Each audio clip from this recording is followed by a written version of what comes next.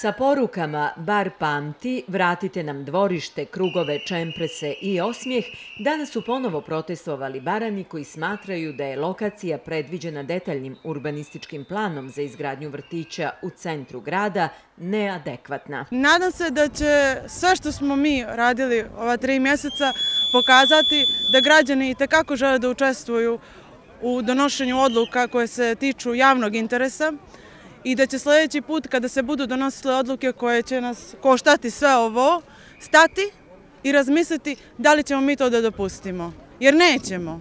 Oni kažu to je sve bilo unaprijed dogovoreno, sve ste propustili rokove, niste dolazili na javne rasprave, niko ne zna ništa o javnim raspravama.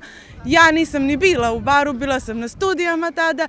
Pola ljudi odavde koji su tu svo vrijeme imali su po 12-13 godina tada. Tamara Čurović osvrnula se i na jučerašnje obraćanje javnosti predsjednika opštine Dušana Rajičevića. Da naslednici, pored zaostavštine i dobiti koju nasleđuju i dugove ostavioca. Tako da mislim da to dovoljno govori o tome šta je naslijedio i kako treba da se odnosi prema tome.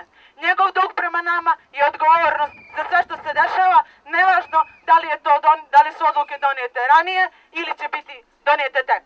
Mama, ruže i oštati žive u vrtu, ali džede učestvujem u žalosti, čempresa više nema. Vjeruj da sretni su bili i da su otišli pred metak pravo iz zagrljaja.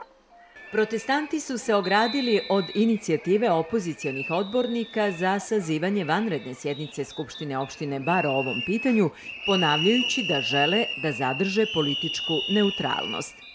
Od strane grupe Biram Bar smo pozvani na raspravu o referendumu, ali smo odlučili da zadržimo političku neutralnost, tako da ostavili smo tu odluku na odbornicima grada Bara da odluče.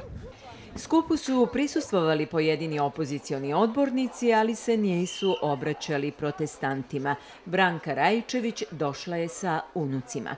Sve što radi ova vlast u zadnje vrijeme izgleda vrlo ružno, neodgovorno. Sve što mogu da unište, a da je vrijedno, uništavaju. Uništavaju nam i djecu, i školstvo, i obrazovanje. Uništavaju nam nadu, sječu sve što se posjeći može. Da će se sve završiti onako kako očekujemo, a to je da se vrtić neće graditi na ovoj lokaciji i da će se posaditi neki novi čempresi za buduće generacije.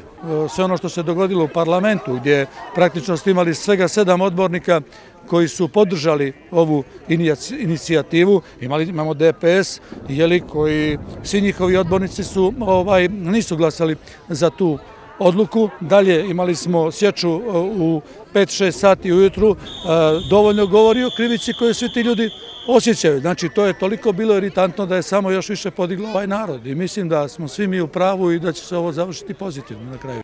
Protestanti su najavili okupljanje svake nedelje. A do tada, dok nas neko konačno ne čuje, okupljat ćemo se svake nedelje da posjetimo koliko nas ima i dok je nas u ovolkom broju, tog vrtića neće biti na tom mjestu.